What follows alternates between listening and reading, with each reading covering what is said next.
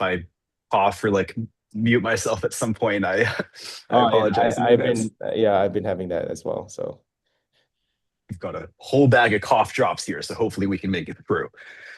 Um, so yeah, I'm Isaac. This is Matt Vey. We've got 40% of the RF-DETR team in the Zoom today.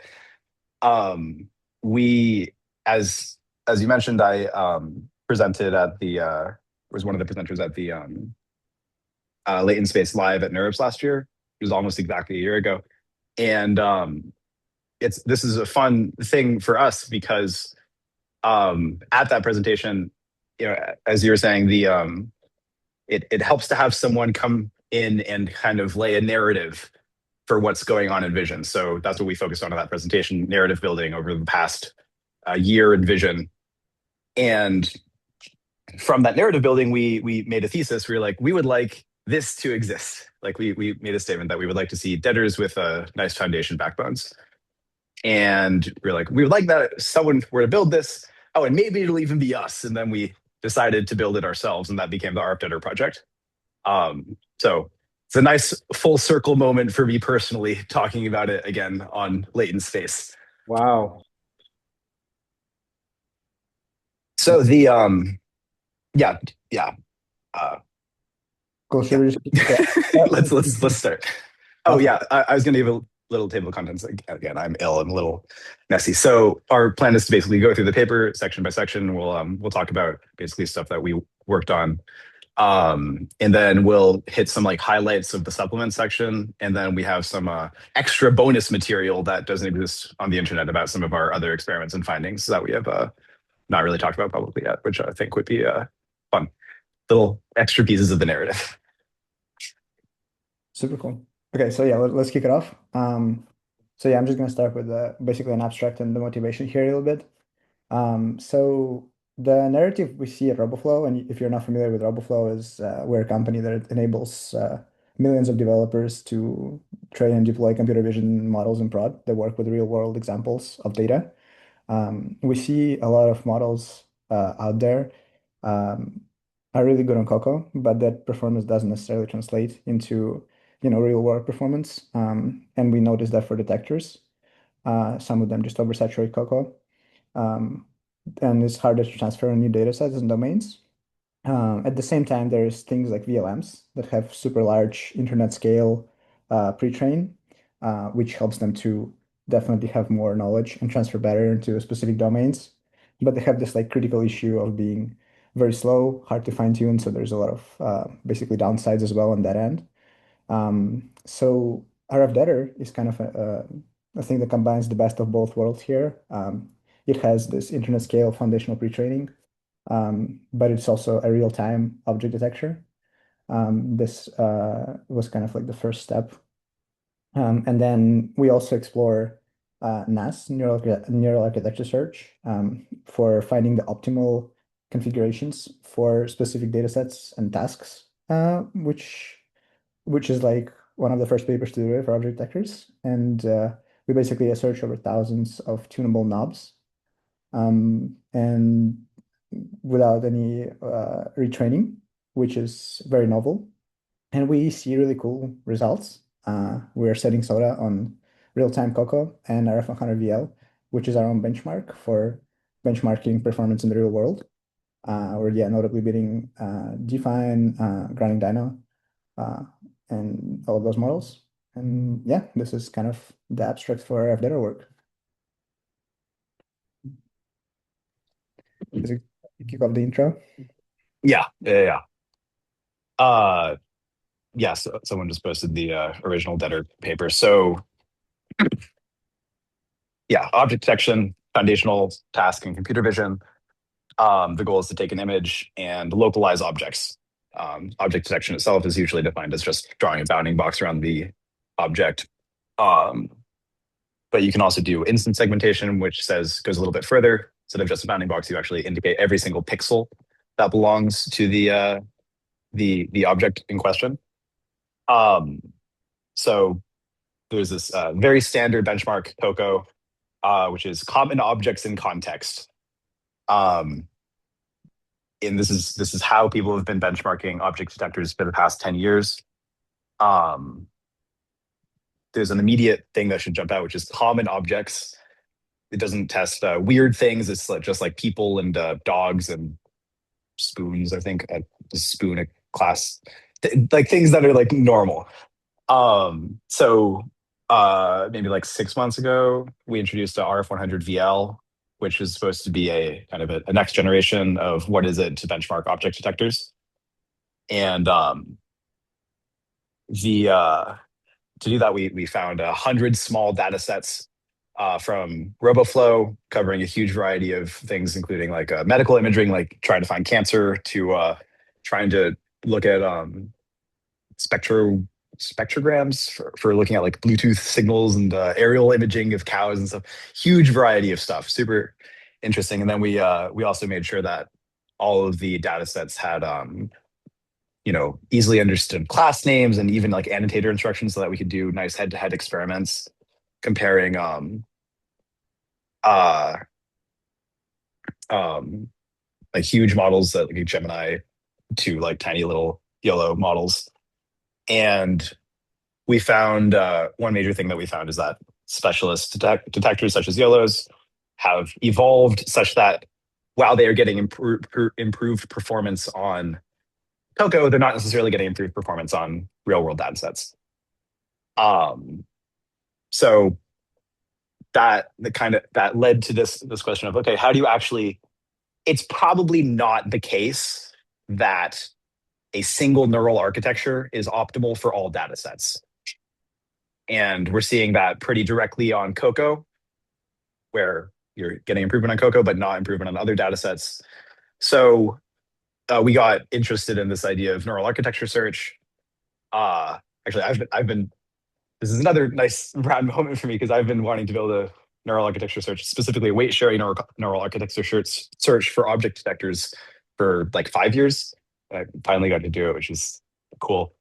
Um, so for some quick background in neural architecture search, the idea is that you kind of you automatically discover the optimal architecture for a given data set, and usually also given hardware. And there are kind of two main branches in neural architecture search. One is that you just try a whole bunch of architectures with some RL environment to optimize them. And the other is that you do a weight sharing, where you train a whole bunch of like subnet architectures at the same time, and you can then search through the subnets and find the ones that are like pareto-optimal. Um, so tiny little background in neural architecture search. Usually it's very nicely explored in the context of image classification. For object detection, tends to be just focused on like subnets of the thing. Like you do NAS for discovering the feature pyramid network in an object detector. Like you take a NAS discovered backbone and plug it into an object detector, stuff like that. Um, but not really, you don't really see that much weight sharing NAS for object detectors, at least the best of my knowledge, and not really end to end things as well. And then the next major section here is, during this exploration, we find that people are benchmarking inconsistently, which is maybe not surprising. um, I think in the RF-100 VL paper, we showed that, so Ultralytics, which is the primary provider of YOLO models nowadays, like 8, 9, 10, or 11. I think they provide 8 and 11, but other people build on top of Ultralytics. They have a different definition of map, which is the standard metric for object detectors, and their map definition seems to align on COCO, but not other data sets. So if you use Ultralytics map, you tend to get like 2 map higher than if you use PyCoco tools, which is great. So we find other issues in this paper. Um, we kind of continue the debate on what should count as post processing and versus like latency, which again, YOLOs are the major uh, party foul there. And we also identify some inconsistencies.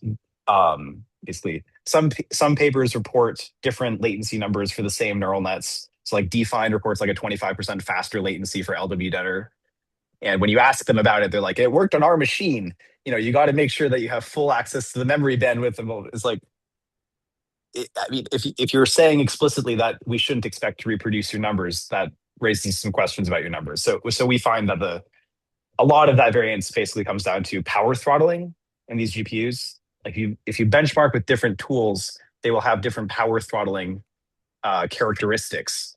So we find a very easy solve for that, which we just like buffer between forward passes when we're measuring latency, and that gives a nice stabilization and gives a boost to all latencies that we measure.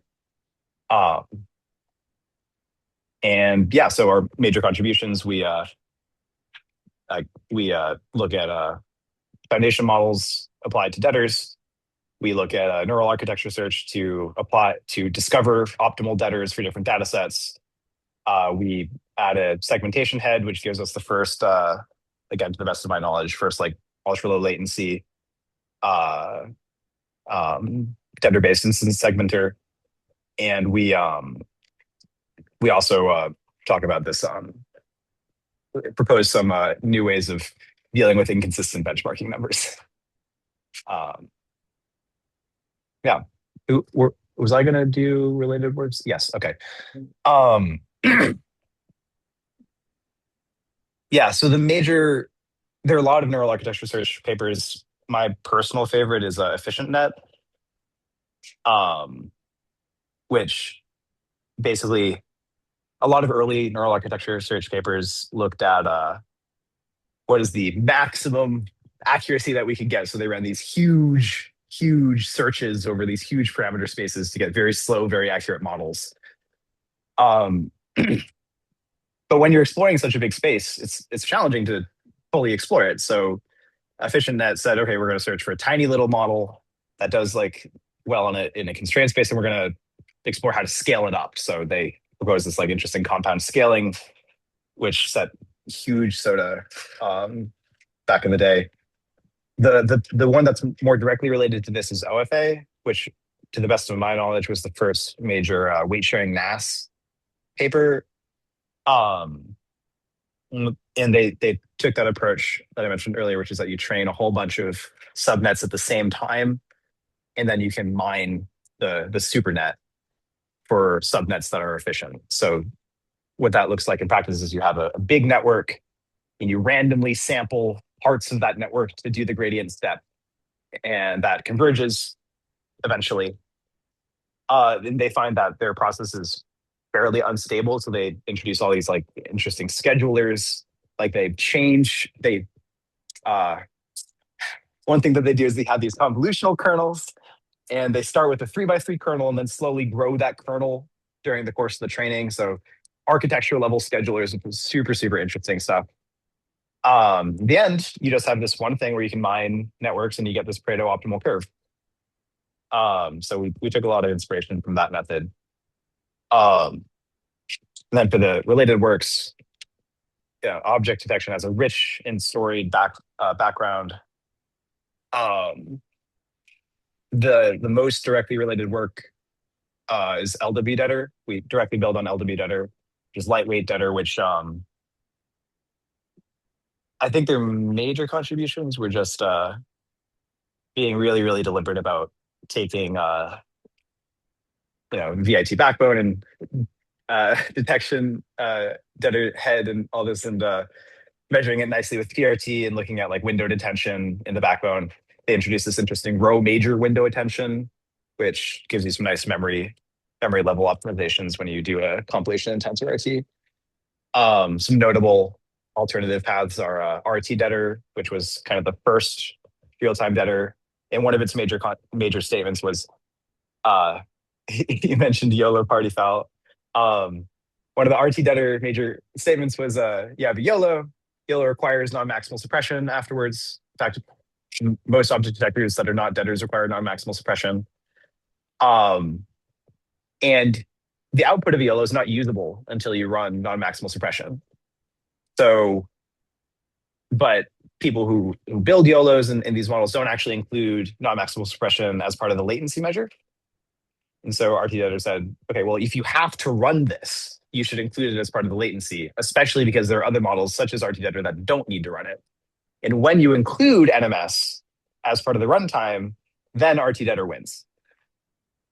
Um, they later people basically said that, okay, well, to be really fair, you should tune the NMS. Like NMS gets faster as you use a higher confidence threshold, so you should consider that when you are benchmarking this. So that it turns out most of the latency of NMS can be removed, but there are other issues with benchmarking that we talk about. And then the continuation of the RT line is define, which really focuses on basically how do you get really, really precise bounding box regression with some interesting tooling for that.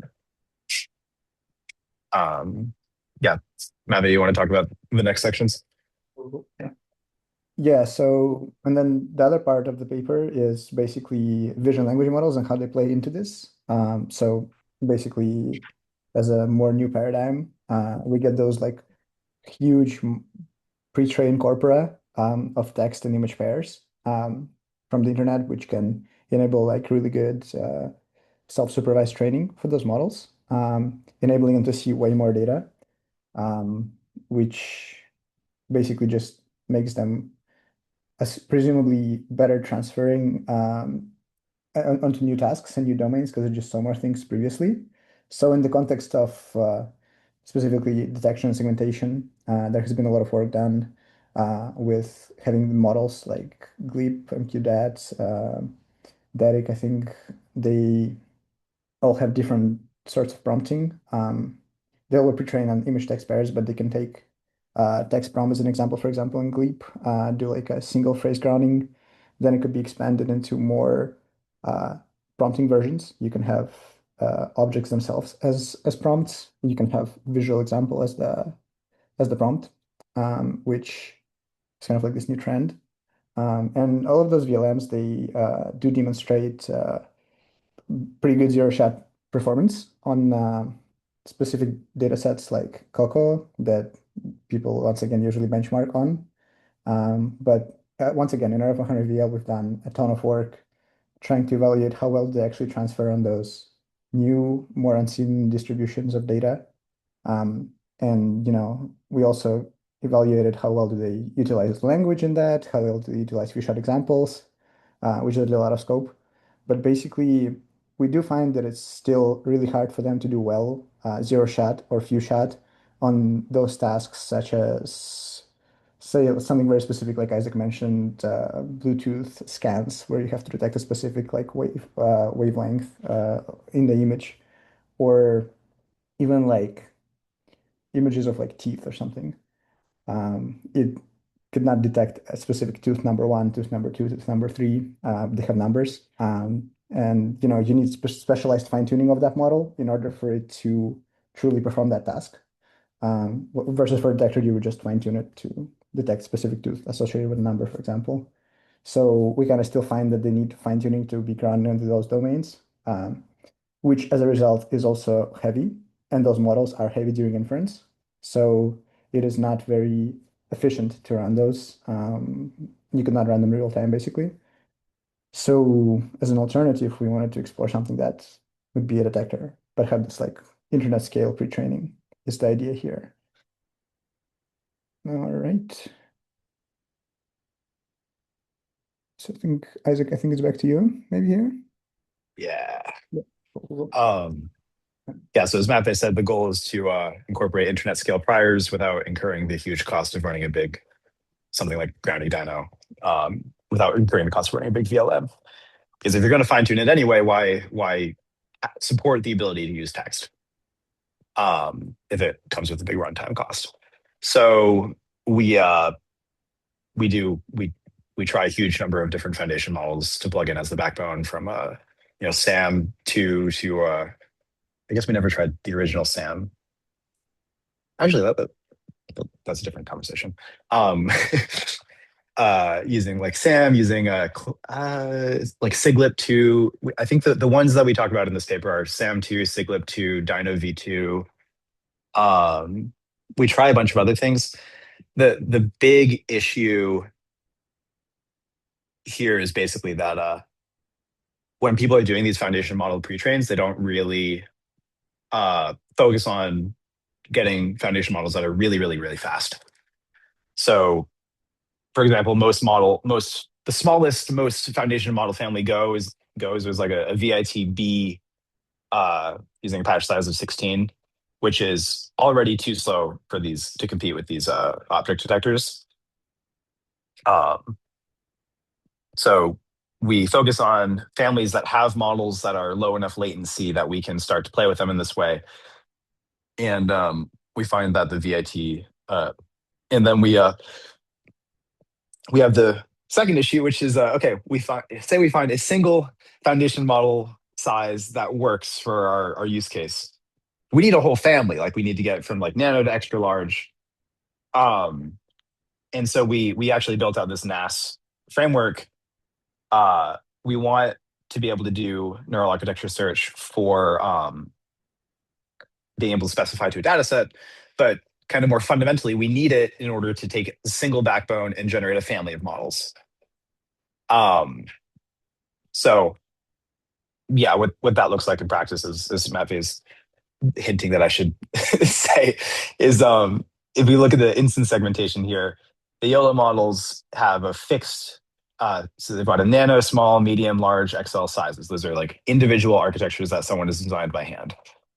Uh, for us, we do a single training run and we get this whole curve because we discover all of these pareto-optimal architectures from the weight sharing NAS paradigm that uh, I am about to introduce. Um, so thank you, Matt. um, the other thing is a lot of these they're really great. Deaders are doing really well at object detection, but people haven't really done this kind of ultra low latency instance segmentation for deaders. So we take inspiration from Mask DINO, some Mask DINO, which is my favorite instance segmentation deader, and we just introduce a lightweight instance segmentation head and make it play nicely with the NAS paradigm. There's some interesting architecture stuff there, but I think I would like to introduce the kind of like the NAS search space first, and then mention the so There's a question here on the NAS size. oh yeah, how large of NAS? 6 by 40 terabyte. What is I don't know what that means.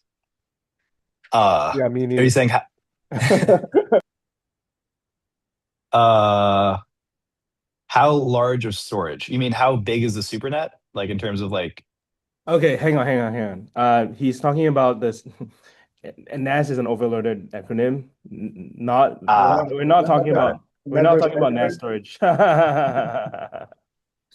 NAS is a neural architecture search. Got it. That's so funny. Actually, yeah, that's so funny. Yeah. Um, I don't know the disk size that was used when we were training these models. Um, yeah, I It's don't useful to have think a rule it's of thumb. Like I always for me, I always emphasize like number of params is like 2x. You just like multiply by two for like the rule of thumb for like a model storage, you know. yeah. Yeah, these are on the order of maybe a couple hundred megs when you store them on disk, fairly small objects. Um, okay, uh so I mentioned before neural architecture search tends to the way neural architecture search papers tend to be laid out from my perspective is you introduce your search space and you often the major contribution is a novel search space and then you search through it with some type of tool, either weight sharing NAS or sometimes people will introduce new tools for searching through a space, but often the major focus is the search space. So here we define our search space.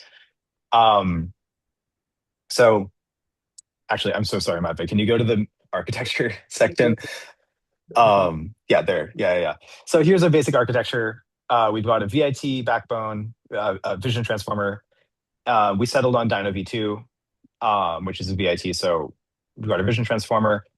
Then for the rest of the thing, we basically follow LWDETR, where we've got a lightweight convolutional projector taking multi-scale features from the VIT backbone.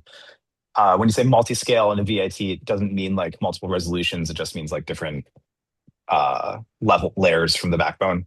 A little bit of a misnomer following VIT det, I think. And then you've got your classic, you get your object proposals from your backbone by taking the top K. The way that modern VITs work is you apply a loss function to every single decoder layer individually. So each decoder layer is attempting to regress the objects. And you also apply it to the output of the encoder, i.e. post-projector, we have a query proposal, which you pass your tokens through a class projection, and you get a score per class as the token. You take the top K of those and pass them through your decoder so the decoder here is acting as a refinement. It means your DETR is actually a two-stage object detector, which is interesting, but not necessarily super consequential unless you really, really, really care, which we really, really care. So we've got a two-stage object, two-stage decoder, and these are using deformable cross-attention to the projector features. For those of you who aren't familiar, deformable cross-attention says, instead of doing an attention where I take my dot product with each of the tokens, I say, where in the projector map would I like to extract features from? And then I bilinearly interpolate into that. So your runtime for the decoder is actually independent of the resolution because you're doing this interpolation as opposed to this kind of full attention operation, which is super interesting. It's worth noting specifically the bilinear interpolation and the deformable attention, because we borrow that. It induces a geometry on the post-projector features that they are friendly to being bilinearly interpolated. And we take advantage of that to bilinearly interpolate them up densely to create our features going into our segmentation head. And that's kind of the major idea behind our segmentation head. Instead of Mask DINO, which takes like essentially has an FPN for their segmentation feature map, we just borrow the bilinearly interpolated or bilinear interpolation friendly feature space, do it densely, and then refine the features. And just like how each decoder layer has its own loss, each segmentation layer has its own loss in terms of the segmentation. Okay, so that's setting some background. Now we can go to the little knobs. So our knobs are as follows. We borrow FlexiVIT to do interpolation between patch sizes in our VIT. We also do different resolutions, which is usually used as an augmentation nowadays in DETRs, but you can also interpret it as following a not VIT type induction or your imposition of an inductive bias such that you can then run at multiple different resolutions in your VIT, because remember the VIT requires a positional embedding. So you're actually interpolating your positional embedding such that it is now friendly to being interpolated.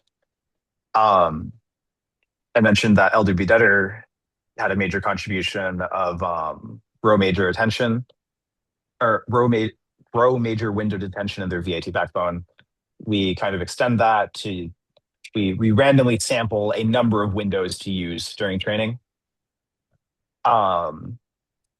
We also we follow RT-DETR, and RT-DETR showed that you can actually just drop these decoder layers because each one has an independent loss. You can drop them at test time, and you get a fully valid DETR architecture just with the different latency accuracy trade-off.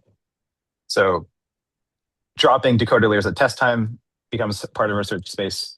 And then we also were the first ones to show, again, to the best of my knowledge, the first ones to show that You can also drop queries at test time. So we're training with 300 queries, which are the top K from the encoder backbone, and you're summing them with learned positional encoding.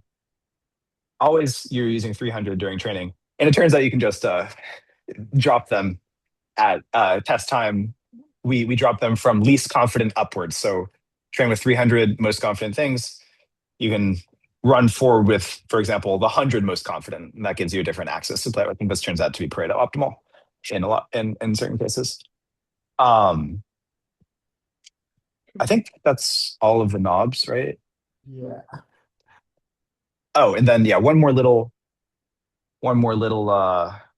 thing here. We don't like, again, a major goal here is to say that we would like our architectures to transfer super well to small data sets or like different data sets.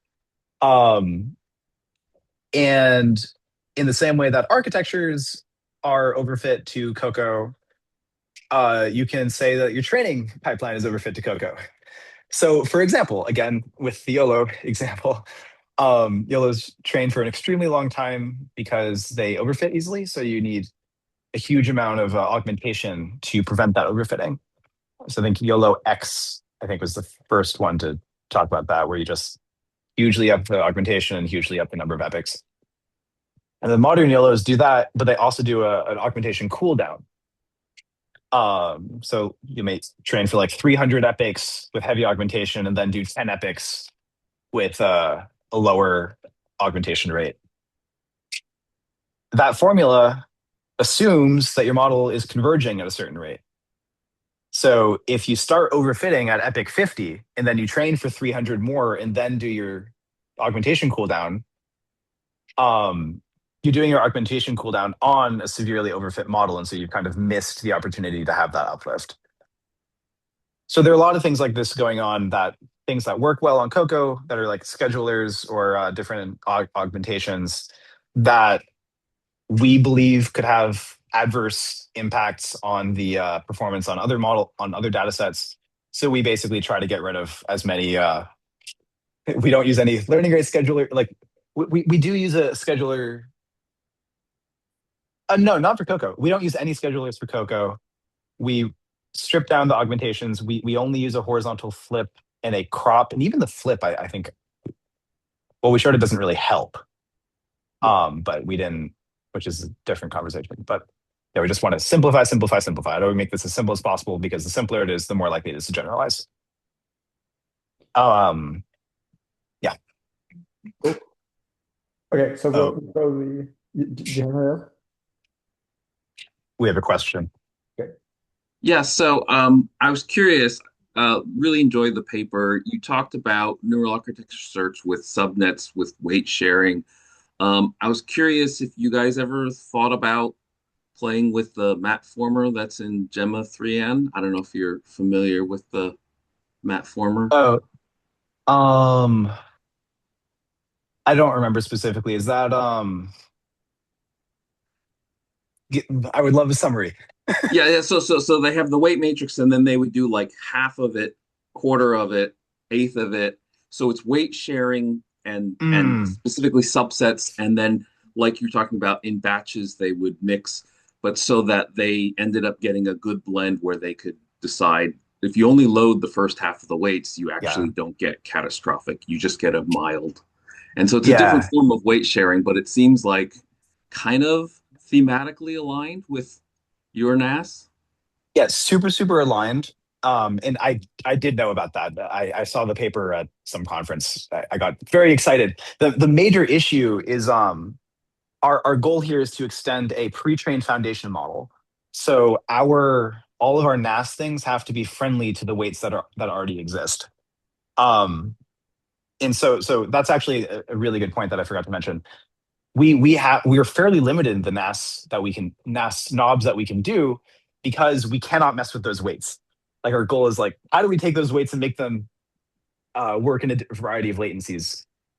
And to the best of my knowledge, we're the first NAS architecture that uses pre-trained weights as a starting point, and B An interesting side effect of this scheduler-free weight sharing NAS method is that we can do pre-training with the supernet. So we can actually pre-train this whole supernet on 365 and then start the transfer. So you're totally right. That is a great access to include. We did not include it because we cannot apply it to the backbone. We could have applied it to the decoder, but Right. You would have had to didn't. Yeah. retrain the backbone in order to Exactly. do that. Yeah. Exactly. Yeah. Okay, cool. Thanks. Which is super interesting, and that's a great direction. Like if we were to train, that is actually one of the things that I would like to do if we train our own foundation model, like that type of that specific one. It's a great thing to bring up. All right. Yeah, so let's continue here. Yeah, so basically just the experiments section. Yeah, so the two main, as we mentioned many times now, evaluation data sets we used was COCO and RF-100VL, which we have well defined. And yeah, we basically group models into buckets by latency. So importantly, we don't look at like, number of parameters or flops because that doesn't necessarily translate to latency in a lot of cases in object detection and segmentation. So we rather have those. Yeah, and we just report by COCO tools metrics with on a T4 GPU for latency, TensorRT, everything else. So we'll get into more detail. Yeah, so as Isaac previously mentioned, we have spent a lot of time standardizing the latency benchmarking here. And there's various reasons for that. Once again, as Isaac mentioned, YOLO models would not include the NMS into their latency benchmarking. And for their segmentation models, they would measure the time that it takes to generate the protos versus the actual usable masks. So, and then there's a bunch of other inconsistencies across literature, like there are numbers in define for latency of, I believe, LW-DETR, I think. Yeah, that is 25% off. So we really kind of have this need to standardize this benchmarking to where it is more reproducible for everyone else. And we also want to figure out why this happens. And we think the reason this happened, and we have had evidence for that, is the thermal throttling of a GPU. So once you run your model consistently, GPU literally overheats, creating throttling, which causes latency numbers to, yeah, basically go up and just being consistent. So as one first major solution here, we do buffering between forward passes for each model. So that basically prevents throttling and enables you to measure specifically latency, not throughput here, since we obviously do buffering. But that makes it standardized and not affected by GPU throttling. And then another thing that is key here is that we benchmark all of them as single artifact. So all of the models get exported to Onyx in FP16, and we benchmark all of those so that we once again standardize it more and better. There are some inconsistencies. For example, define original repo export to FP16 with Onyx caused the map to drop from like 60 something to 0.5. Fixing the offset basically fixed that, but that just like shows how hard those things could be sometimes between those models. And yeah, so that's basically what we have in this table right here. So yeah, the goal is to report FP16 latency without GPU throttling. That's how we report the latencies inside of all the other tables that report our remaining results for COCO and RF-100VL. And yeah, so if we go ahead and look at those tables, we previously saw the graphs as well. We see, let's just quickly go to the graphs for like a good visual, and then we can go back to the tables. Basically, the key idea here is NAS RF-DETR. You can see, once again, as Isaac mentioned before, the key difference, number one, is that all of the NAS lines are a bunch of points. So there's like a literal line that is drawn where each point is an architecture versus fixed families architectures here. So only 5 points for each other model to compare with. On RF-100VL, it is a bit different because now we have, so as we mentioned, there's 100 datasets in RF-100VL. So that means that NAS can actually find an optimal architecture for each dataset, which is really cool. But then we basically need to somehow measure the overall score. So for that, we basically average the scores over all datasets, and those are different architectures. So here, these are latency buckets, basically, once again, nano, small, medium, large, XL to XL. So we basically just find whatever was the best NAS architecture found for that dataset, and average that over. And yeah, we see some really, really interesting results. We, of course, see RF-DETR is like looking really good in terms of like being pareto-optimal. We have two versions. We have DINO V2S as the backbone and DINO V2 base. So DINO V2 small versus DINO V2 base. And we show kind of like, that up to a certain latency of those nano, small, medium, large models, we prefer that backbone. But then to get our XXL size, we use DINO V2 base, which makes sense, just a larger model, larger backbone. So we can get better, larger model out of it. And yeah, interesting things that we see as well is some models are actually degrading on RF-100VL specifically. That kind of like supports our point here about overfitting on COCO and just like over-optimizing for COCO. So RF-100VL here for RT-DETR and for YOLOs, you see YOLO V11 actually the models they get worse as the size increases for this, which supports this kind of like claim, that it could be just more of a overfitting on those data sets again. And notably, they have hierarchical backbones. So like this is a ResNet. This is HGV2 backbone here. This is a so this is a YOLO here. For RT-DETR, I think here's a ResNet. Sorry, yeah, this is a ResNet and HGV2 is for defend. Yeah, so this is kind of like our initial findings and things that we see. In those tables, there is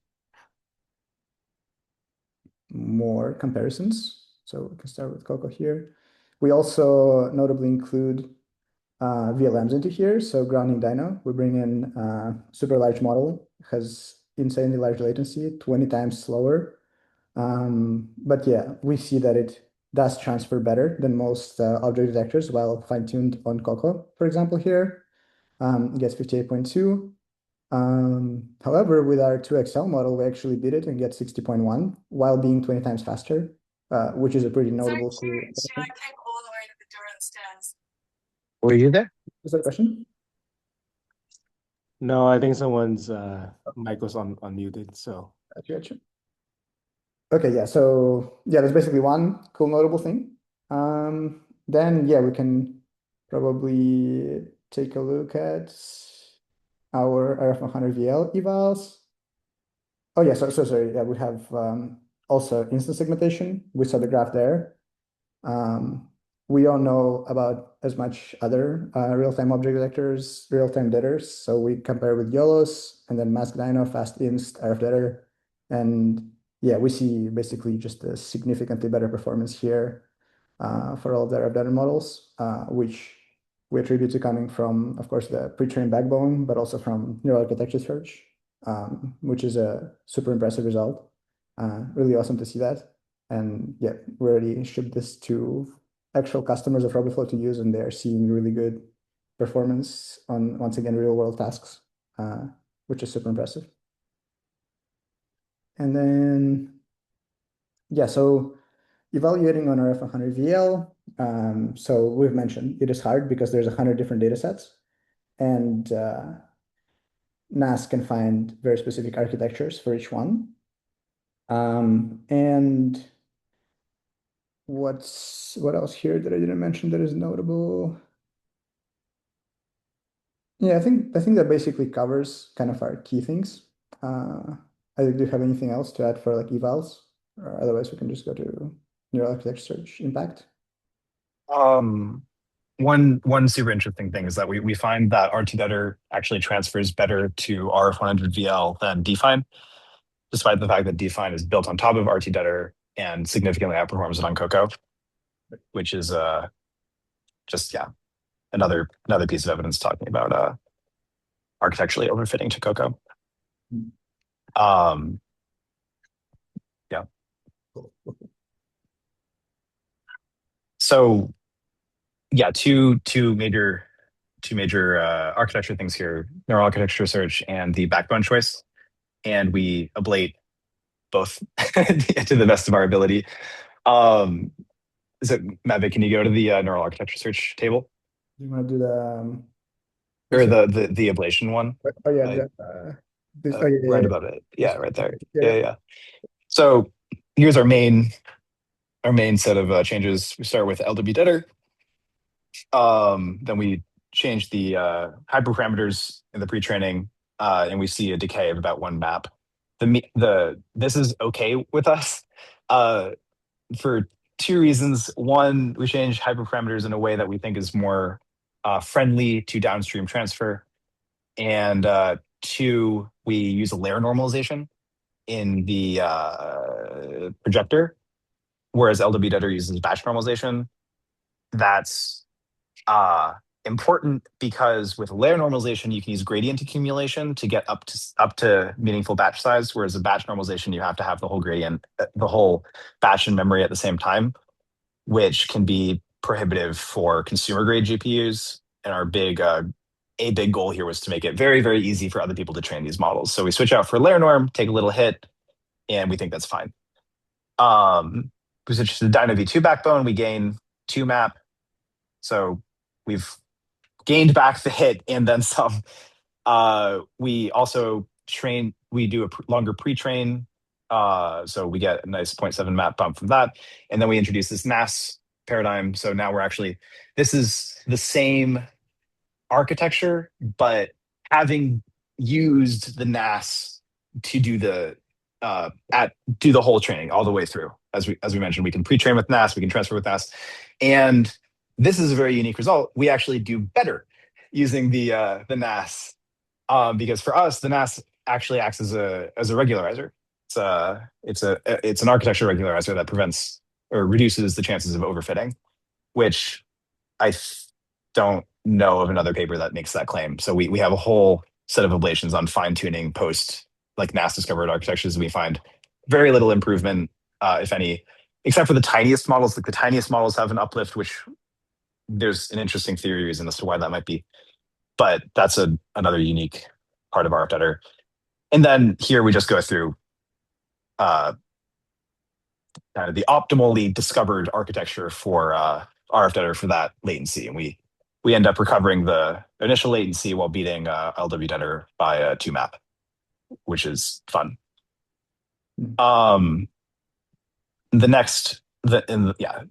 Thank you, Matvey. The next statement here is ablating the backbone. Again, we did a large search for different pre-trainings. The issue is we can't disambiguate between architecture and pre-training strategy. So each of these different backbones have a different architecture and pre-train, which is unfortunate, but it's the best we could do. These are all trained with the exact same hyperparameters as much as they are applicable to the different architectures. And we see that DINO V2 does the best. Notably, we see that the SAM2, the Hira S backbone, is quite good, but it's a lot slower. This is actually contradictory with the this is a very interesting result, which is contradictory with the Hira paper, which claimed that they were better than a VIT while running faster. The big thing being the faster time. But if you read the fine print in that, they explicitly explore this faster statement when not considering the existence of flash attention. Flash attention is hugely important for modern transformer deployment, and we attribute this contradiction to DINO V2 benefiting more from flash attention than Hera does, basically. Yeah, Mafe, I think we're slower than we thought we were going to be. We should probably speed this up, right? So should we just go interesting ablations maybe we did. Like Yeah, I interesting. mean, Swix, what would you prefer we do? I mean, We we can, have a lot more material that we can cover. Would you prefer we do like a Oh, Q&A or what? yeah. Or should we just do Q&A at this point? I Whatever. don't know. I think people have been asking questions. Is Yeah. anyone holding back on Q&A? I don't know if you're the experts. Basically, please feel free to ask questions at all times, and like definitely use the chat. I don't think people are using the chat enough, but um, I do want to be respectful of time and cut it short, or cut, like get things under the next 5 like to 10 minutes, I guess. Is that okay for you guys? I know you have a lot. Yeah, that's fine. Yeah, I mean, like Matt, a lot of people can go over, so it's, whatever. But yeah, okay. I would basically say don't worry about Q&A. People who have queues, throw it in the chat. We'll like there's multiple people. You have a lot of cool stuff, and you're here, so like why not? Cool. cool. Should we go maybe through like the most interesting things in that appendix, or should we just go to the exclusive Yeah. material we have? No, appendix diving is all the rage. I mean, it's We also oh, discussed some exclusive cool yeah, stuff that is not in the paper, if people want. yeah. I would like to talk about this, the Mhm. one that you're on, the Yep. ablation on fixed architecture versus NAS discovered on RF-100 VL, and then your discussion about then the exclusive conversation about correlation between architecture discovery and dataset characteristics. I think those are fun. Yeah. So I'll do this very quickly, and also I want to mention the kind of the big results of the RF-100 VL is we get 63.5 map. Grounding DINO, which is the best baseline, gets 62.3, and we're 20 times faster. So we beat Grounding DINO by 20x speed while beating them by 1.2 map, and that is fun. That's fun for us. um, so this graph is just talking about the novel dropping of the queries. We find that it's good. It meaningfully contributes to the Pareto frontier. And we also find that you can actually go all the way to dropping all the decoder layers, which I don't think it's talked about before. So in that case, you actually basically decay to what is a YOLO-esque architecture, but you don't need NMS. So I don't think anyone's talked about that before either, and that enters into our search space as well. Yeah. Speed run. This one, what was the second one you wanted to do? The graph with the fixed architectures, like we discover the optimal architectures on COCO Okay. and then transfer those Yeah, versus finding new architectures. Yeah. right. This right? Yeah, this is you. Yeah. Yeah, I can do that one real quick. Yeah, so this is basically a more exploration of NAS as to how helpful it is. So as Isaac basically mentioned, we have this pink line is we ran NAS on RF-100 VL, and we found a best optimal architecture for each dataset, averaged over those for each of the latency buckets. Versus for the yellow line, we did NAS specifically on COCO, found the best architecture once again for each one of the latencies, took that, and saw how well would that do on RF-100 VL with like RF-100 VL checkpoint. And yeah, we see basically that they do pretty well, but the impact of specifically searching per data set is also very, very helpful. And we see this basically getting better here. So there is impact in NAS, even without further training, to search for specific configuration for each data set, which is really cool. Just basically shows that you can find the best models based on what you're doing. And it does seem to get like, for N, it's a little harder because it's just a smaller model, so the NAS explores less configs, so it just overall has lower chances of finding something good. And then finally, the purple line is we took each one of those checkpoints that is best that we found for each data set, and then we did further fine tune on that data set. So yeah, we basically just wanted to explore, all of those were not trained, all of those were literally just eval. So it sees this as a promising architecture. Can we actually take it further? And yeah, taking the checkpoint and fine tuning it, we saw even better increased performance here. So kind of like it's a really cool approach overall if you follow through with it to go from some checkpoint. Instead, you can find the best promising architecture on dataset and fine tune it to get basically the best for your data and your hardware, which is kind of really new and novel for object detection, which is really cool. One, a couple notes here. This benefit of the fine tune post NAS is different from what we saw in COCO. And the difference is, I believe, due to the following. We did not ablate this, but I think it's true. And I think we could run the ablation, but it's expensive. For all these models, we train them the exact same way. 100 epochs, batch size 16, which is the protocol that we established in the RF-100VL paper. And we mentioned before that the NAS can be thought of as a regularization. If you have significantly heavier regularization, probably it takes longer to converge. So we think if we just continued to train this, we would get something much closer to the purple line right off the bat. We just didn't do that. So we should, but we didn't do it. And frankly, I mean, we might be able to beat that because regularization is more useful on smaller data sets. So, but I'm very happy with this result.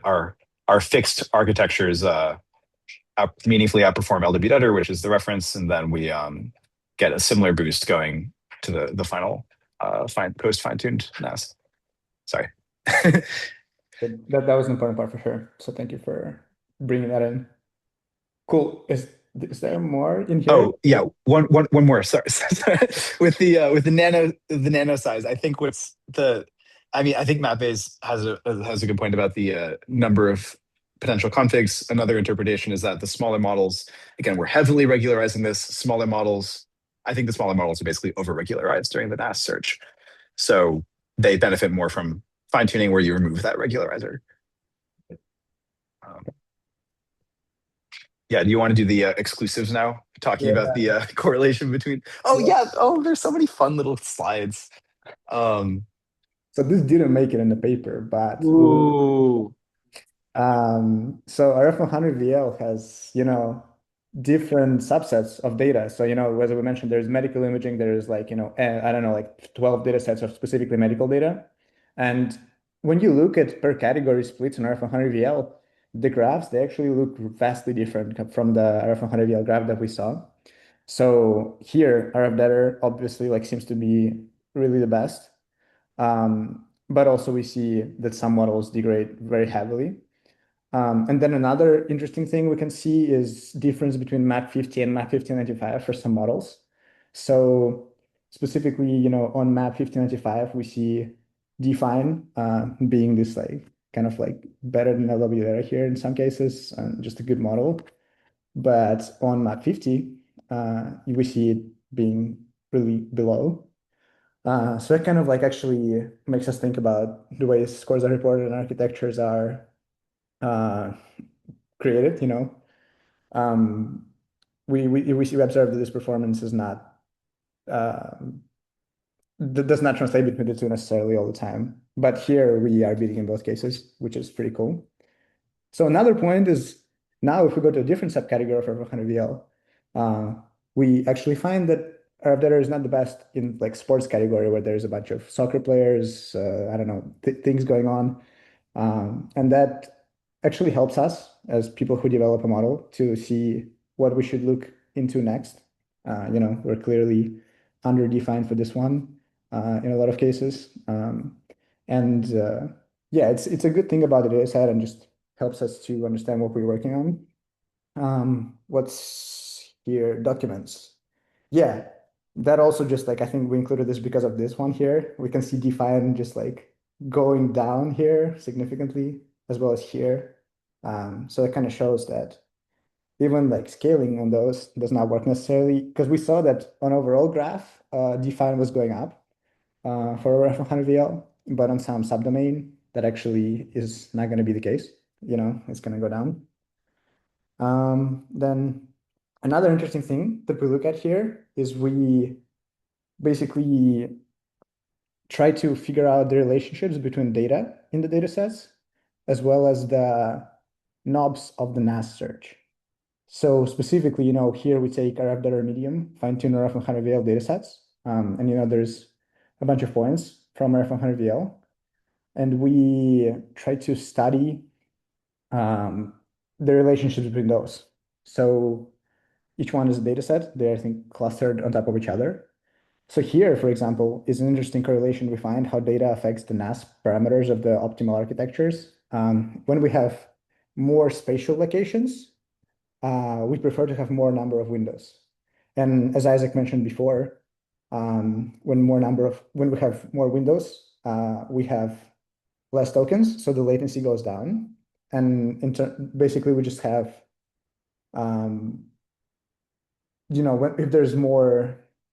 if the image is larger, there are more spatial locations. We want to, here latency beats the accuracy, and the model prefers to do that, to optimize it, which is really cool. We can see a direct relation here. Then we can also observe that happening here. We have object size versus spatial location. Once again, we basically, the object size, just number of spatial locations decreases as the object size decreases. And then there are some knobs where there is no correlation. So, like here, number of decoder layers versus average number of objects per image. And that doesn't necessarily tell us anything. There is not that much. But then there is really cool things like if we have certain like the more classes we have, the more number of decoder layers we have. And then, the more objects per image we have, the more queries we have. So by looking at both of these, we can basically predict what our decoder is going to look like just based on number of classes and number of queries. We can see, objects per image. We can see what the decoder, we can kind of predict what the optimal architecture would be like. So that actually plays really nicely into like understanding the architecture more into its, and more just like understanding of what the optimal knobs are. Yeah, Isaac, wanna pass it back to you? Yeah. This is also a little fun one. One thing I want to say about the queries, which is cool. This is really fun because it actually means the architecture is encoding a dataset statistics thing. As the number of objects in an image goes up, it uses fewer queries. As the number of objects goes up, it uses more queries because each query can map to a single object. So it uses more queries when there are more likely to be more objects. So it's direct encoding of dataset statistics in the model architecture, which is neat. You want to move forward. So, is there the other one? The other one? There are two of these. Yeah, there. Let's start with this one.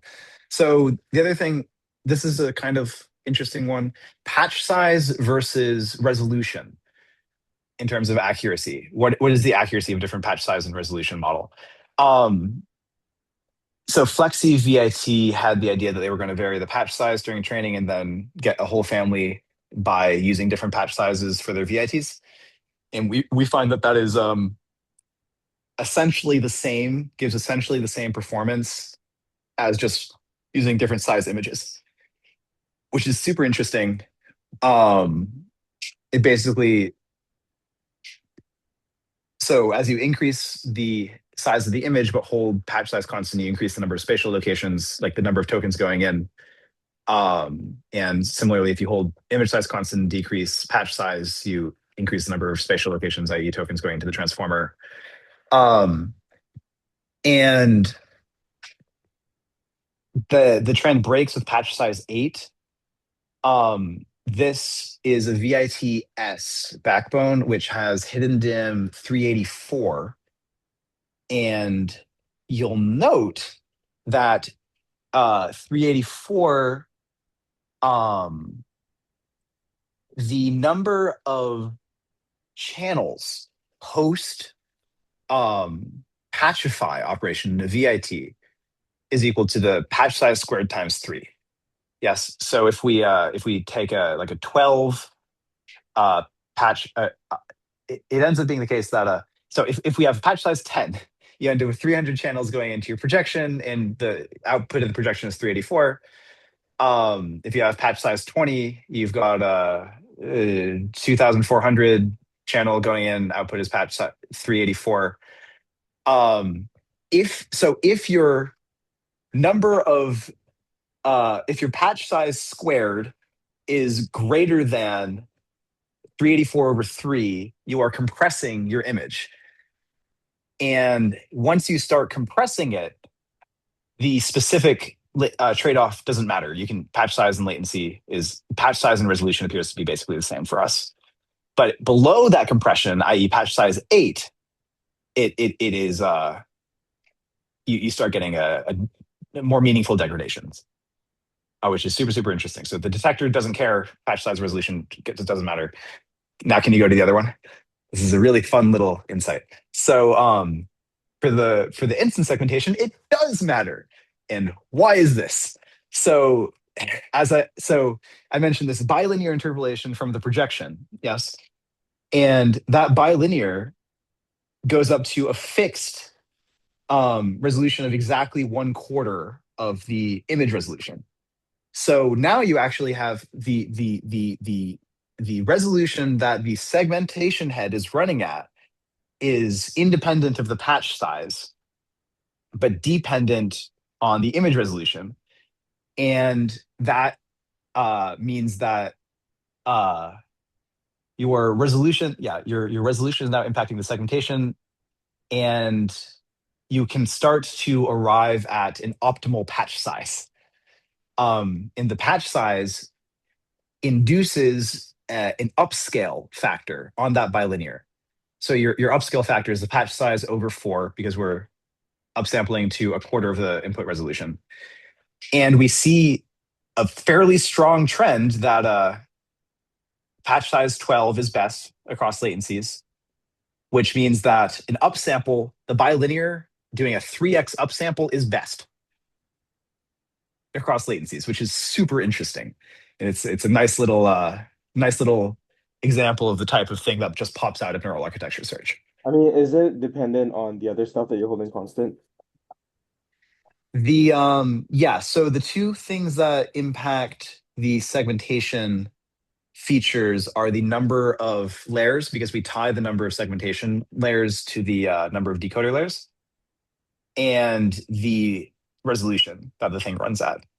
So we're holding this number of segmentation layers constant here. Right. I think we're using 4 layers. Find a formula for that, but yeah. Yeah, super.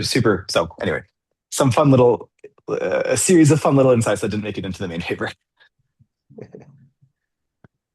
Anything else? What I mean, obviously we can we can go forever, but I do want to make sure we end at a reasonable time for everyone.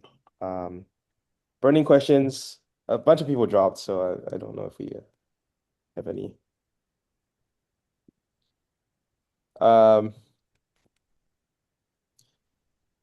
Yeah. I actually, like, low key, I was thinking about this as a vision paper, but actually this is just like applied NAS.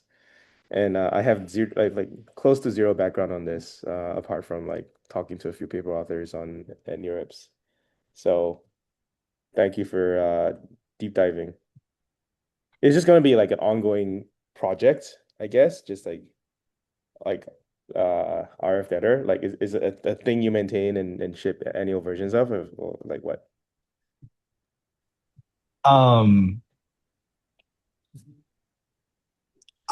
The one thing I can say about that is something that I was going to talk about, but we cut it short. We can train different backbones. So we get a backbone generates a model family. And actually for the object detectors, we have 2 different backbones. We barely talked about this at all, but we use a VITS and a VITB. We can scale that. We can use DINO v3. We can use a whole bunch of stuff. So there's a huge amount of exploration. And whether or not we make that into a specific standalone paper, we'll see. But we intend to keep basically, we would like to forever have the best way to apply to train a model for object detection and segmentation. So there are a lot of tools that we have to make that happen. Like this as you mentioned, it's a NAS thing. We've got this nice set of tools for automatically translating that into families. Yeah. Oh, amazing. Okay. Wow, a lot of potential then. Cool. Well, incredible work. I honestly, it came out of nowhere for me that you guys were working on this, and I was like, what shit? Like, we gotta do a paperclip. So thanks to Skylar for setting this up. Thanks to Matvey and Isaac for presenting. Yeah, thank you for Thank inviting you. This was a lot of fun. Yeah, I love talking about this. it's all recorded. We'll post it up. You can obviously send it to other people. So I just got to add a lot of great stuff there too. yeah. Awesome. All right. Thanks all. Thank you guys. Bye.